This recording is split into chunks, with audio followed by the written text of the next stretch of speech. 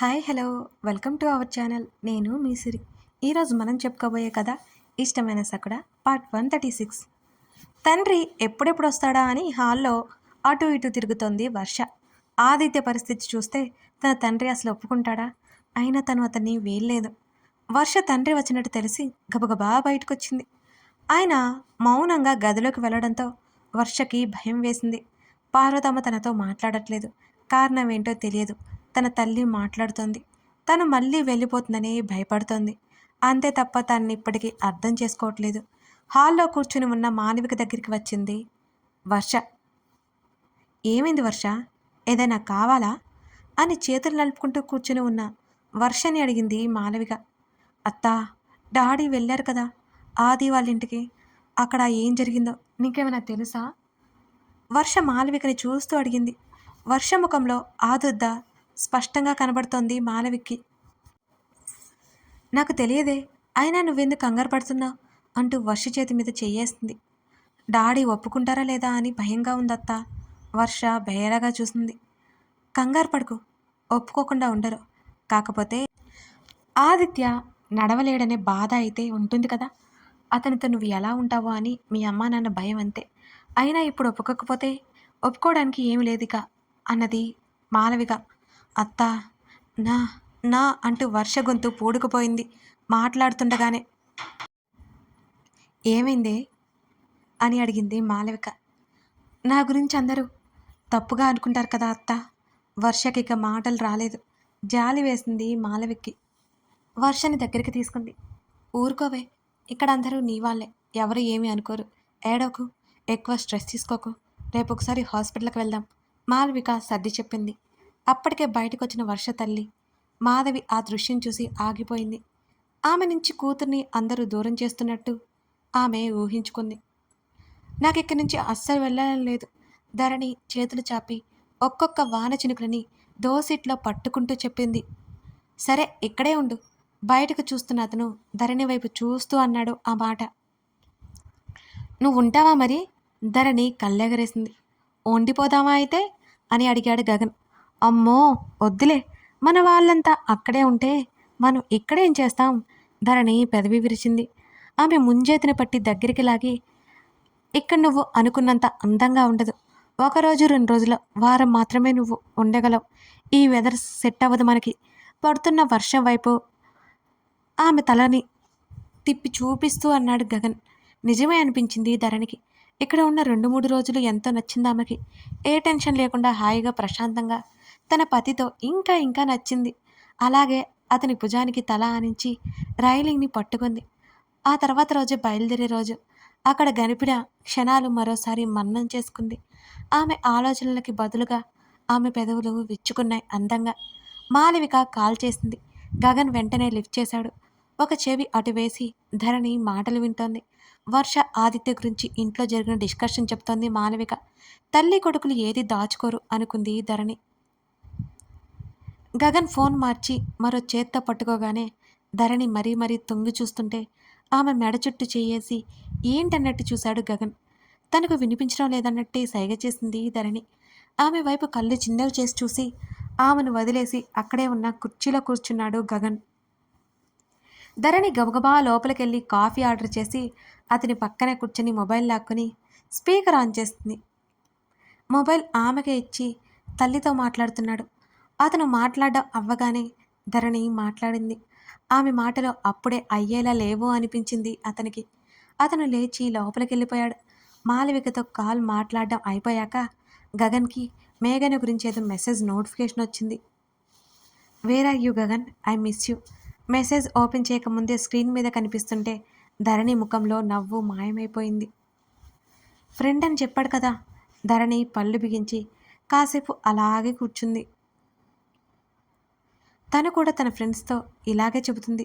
వాళ్ళు చెప్తారు, ఇక్కడ జెండర్ వేరు అంతే కదా. తనే ఎక్కువ ఆలోచిస్తుందేమో. అతనికి తనంటే ఎంత ఇష్టమో తనకీ తెలుసు. ఒకవేళ తనంటే నచ్చకపోతే తన వైపు చూడను కూడా చూడడు. ధరణి కాసేపటికి తనే మామూలైపోయింది. ఈ మధ్యకాలంలో వేద అనే అమ్మాయి నుంచి అసలు ఫోన్ కాల్ ఒక్కడి కూడా రాలేదు. ఏమైపోయింది అసలు? అడుగుదామా? వాళ్ళెవరో కూడా తనకి తెలియదు. అసలు వాళ్ళ గురించి ఏమని అడగాలి? ధరణి పెదవి విరిచి భుజాలు కదిలించి లోపలికొచ్చింది. అప్పుడే కాలింగ్ బెల్ మోగడం, కాఫీ అందుకుని గగన్ లోపలికి రావడం జరిగాయి. నీకు ఎంతమంది ఫ్రెండ్స్ ఉన్నారు? 2 చేతులతో కప్ గట్టిగా పట్టుకుని కళ్ళెత్తి గగన్ని చూసింది ధరణి. ఆ ప్రశ్నకి ఆమె వైపు అదోలా చూశాడు గగన్. ఫ్రెండ్స్ అంటే ఒక సిప్ వేసి అడిగాడు అతను. నువ్వు కావాలి అని చేయకు. ధరణి మూతి తిప్పింది అతను అడిగిన ఆ విధానానికి. లేదు, ఫ్రెండ్స్ అంటే ఏ కోవకి చెందినవారు అని అడిగాడు.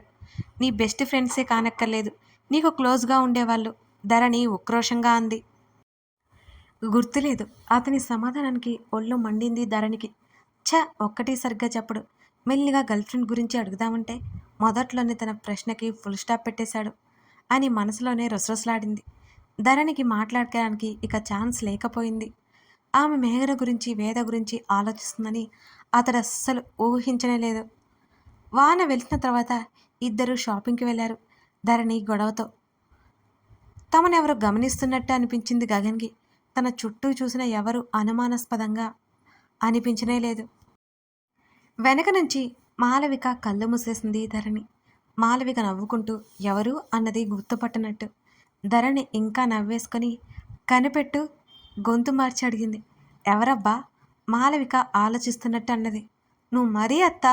ధరణి మూతి తిప్పుతూ ఆవిడికి ఎదురుగా వచ్చింది. నువ్వా? ఇంకా ఎవరో అనుకున్నానులే, మాలవిక నవ్వాపుకుంటూ అన్నది. నేను 3-4 రోజులు మీ ముందర లేకపోయేసరికి నన్ను మర్చిపోయావు. ధరణి మాలవిక పక్కన కూర్చుంది. నువ్వే అని నాకు తెలుసులేవే, మాలవిక అనగానే ఎలా అన్నట్టు చూసింది ధరణి. మీరు వస్తున్నట్టు నాకు తెలుసు, గగన్ చెప్పాడు అంది మాలవిక. మీ ఇద్దరి దగ్గర ఏవి దాగవు అంటూ బ్యాగ్ తీసుకొస్తున్న గగన్ని చూసి మాట ఆపేసింది. ఏం దాయాలేంటి అన్నది మాలవిక. మా దగ్గర అన్నీ దాస్తారులే. మాలవిక చెవిలో గొసగొసలాడింది. ఊరుకోవే అని అలిసిపోయావు కదా, వెళ్ళి ఫ్రెష్ అయ్యరా, లంచ్ చేద్దాం అన్నది మాలవిక. నన్ను పంపించి మీరేం మాట్లాడుకోవాలి? ధరణి మాట్లాడుతుండగానే తల్లి పక్కన చేరిపోయాడు గగన్. నీకు తెలియకుండా అని మాలవిక చెప్తుంటే మాలవిక చేతులు పట్టుకుని ఆగమన్నట్టు సైగ చేసింది ధరణి. తన పతి వింటే ఆ చూపులకి తను తట్టుకోలేదు. మరి నాకు ఓపిక లేదు, మీరు మాట్లాడుకోండి అని ఆమె వెళ్ళిపోయింది. ధరణి గగన్ వద్దన్నా వినకుండా బ్యాగ్ ఈడ్చుకుంటూ. మరో 4 రోజులు గడిచిపోయాయి.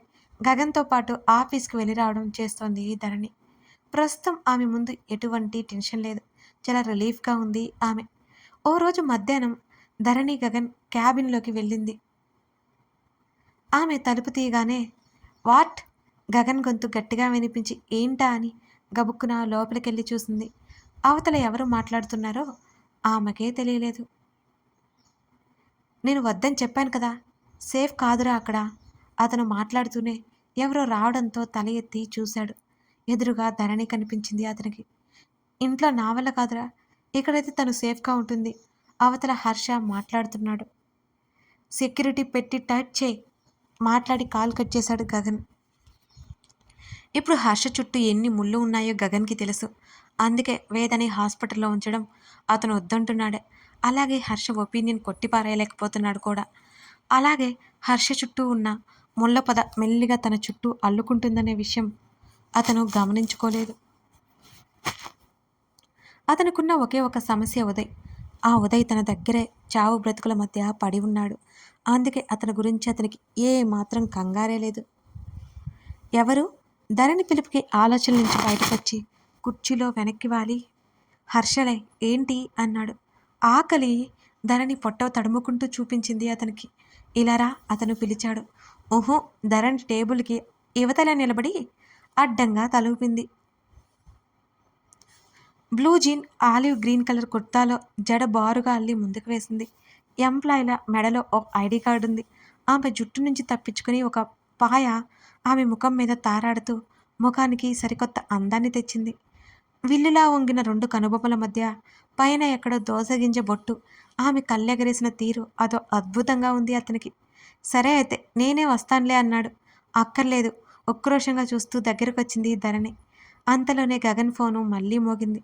అతను ఫోన్ వైపు ఒకసారి చూసి 2 మినిట్స్ ఈలోపు వడ్డించి వస్తాను అంటూ పక్కన నుంచి బయటికెళ్ళిపోయాడు.